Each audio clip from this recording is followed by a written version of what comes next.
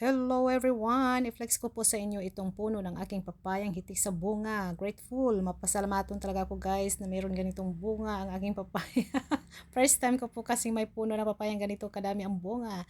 Alamin natin ngayon guys habang kayo nanonood, ano nga ba ang pakinabang ng papaya.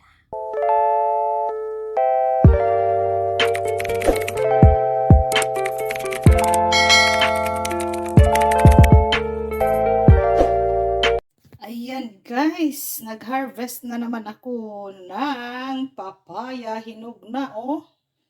Hinog na siya. Kainin na natin to. Buksan na natin to. Oo, maganda to eh. Maganda sa katawan to. Maganda to sa ating digestive system. Yan ang papaya guys. Pag-usapan natin kung ano ba ang makukuha nating vitamina or sustansya sa papaya guys. Alam natin na ang papaya sa Pinas ay tinatawag na pawpaw or papaw sa ibang bansa na may scientific name po ito na Carica papaya. So ito ay sikat o kilala bilang isa sa mayaman sa mga vitamina. May antioxidant din po ito na lumalaban sa iba't ibang sakit ng ating katawan. Pinapababa ng papaya ang cholesterol na mayroon tayo sa ating katawan kasi mayaman po ito sa fiber, mayaman sa vitamin C at antioxidants ang papaya na tumutulong upang maiwasan ang cholesterol build-up sa ating mga arteries. Nagiging sanhi ng iba't ibang sakit kasi guys ang cholesterol build up gaya na lang ng hypertension at atake sa puso. So malaking tulong ang papaya sa ating katawan. Isama natin ito sa diet natin kung pwede. Hindi naman ito mahal, di ba? Kaya itong bilhin sa bulsa natin. Mainam ito sa ating mga mata and siya po yung nagsasala ng blue light rays. So maganda siya. Napoprotektahan rin nito ang pangangalaga sa ating mga mata, nagpapababa o napapabagal ng pagtanda ng ating mga paningin. Habang tayo tumatanda, nanlalabo ang ating paningin. Nakakatulong po siya.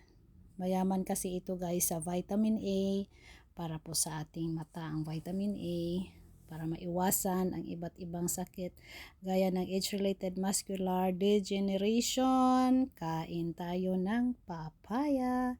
Tumulong din kaya ito guys sa pagtunaw ng mga pagkain natin, mga kinakain natin. Mahina ka pang tunaw, kain ka ng papaya. So, mahirapan ka sa pagdumi, kain ka ng papaya. Okay? So, kailangan natin ito sa araw-araw. And anti-cancer din po ito guys, ang papaya na yan. Maganda yan dahil may tinatawag siyang phytonutrients at flavonoids. Siya yung nag-fight against cancer. So, nakakatulong din po ito upang maiwasan ang colon or ang tinatawag na prostate cancer. Malusog na buto. Nakakatulong po ito ang papaya upang magiging malusog ang ating mga buto dahil ang papaya ay taglay sa nutrients ng calcium. Maano siya sa calcium guys, mayaman sa calcium.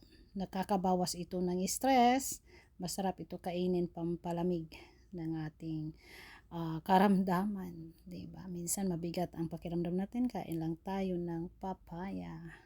And alam natin guys, ang papaya is a natural skin cleanser. Kahit nga yung dahon nito, diba? Yan po guys, kailangan natin ang diet natin. Araw-araw ay healthy. Isama na natin ang pagkain ng papaya. Nakakatulong po ito guys. Unang-una sa ating puso. No? Katulong ito sa ating puso dahil pinabababa niya ang ating mga cholesterol na nakain. Pantunaw ng ating mga kinakain, hindi natutunaw basta-basta kung ano-ano kinakain natin, mga karne, yung mga meat na kinakain natin, nakakatulong po iyan. Ayan, huwag tayong magtamad-tamaran, basta kung may papaya, buto-butuan naman yang buto ng mga fruits meron, kahit ano, saan na lang natin yan, no? Ayan. Yummy, yummy, yummy. Yummy, yummy, yummy. Yummy, yummy, yummy. Papaya, yummy, yummy, yummy, yummy. Kaunti lang yung buto. Papaya na to. Ganyan siya guys, no? Yung kulay niya pero ang tamis niya. So, kaya tuwa-tuwa ako. Sariling tanim ko to guys. Wow talaga guys, no? Kahit nasa syudad tayo, makapagtanim tayo ng ganito, papaya. O, di ba? Iyan, sipagan lang talaga. Kaya sipag at ikaw ay makakain ng bunga ng prutas sa sarili mong ano bang tawag noon? Sariling sikap. Sariling sikap. Makakapakain ka ng sarili mong tanim kapag magtiyaga ka, magsumipag ka. Kaya sipag.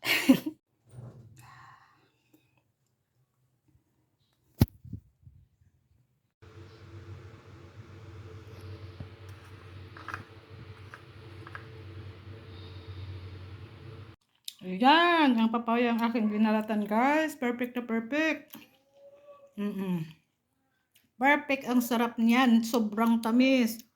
Matamis po talaga siya. At ang kagandahan, sariling tanim, sariling ani. Ako mismo nagtanim nito guys, kaya tuwang-tuwa ako. Ang daming bunga, hitik sa bunga yung papaya. Masarap talaga. Pagka sariling ani, di ba? Organic na organic yan. Walang mga fertilizer na, commercial fertilizer na mga wala.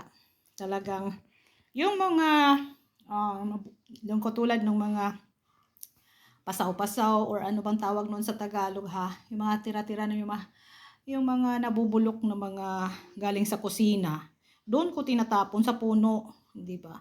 Kaya siguro nagbunga din siya. Yun ang kagandahan. Akala mo ay itatapon mo na, wala nang pakinabang yung mga ganyan, mga galing sa kusina. Basta yan ay mabubulok. Lagay mo doon sa mga puno ng mga tanim. Magbibigay yun ng bunga sa iyo, no? Hindi lahat ng mga bulok ay walang pakinabang. Tandaan nyo yan guys. Hindi lahat ng mga bulok, yung mga basura na galing sa kusina, na baho, nangangamoy na, ay walang pakinabang. Organic na fertilizer po yan. Ilagay natin yan sa puno ng malunggay, puno ng mga kung anong tanim na meron kayo sa bakuran. Yung mga tanim natin tulad ng mga halamang namumulaklak, minsan mga sensitive yan. Di doon na lang sa mga nagbubunga or katulad nito mga gulay na mga puno, no? Anyway, thank you so much for watching guys. Na ano lang ako sa aking papaya. Good for our digestive system ang papaya. God bless.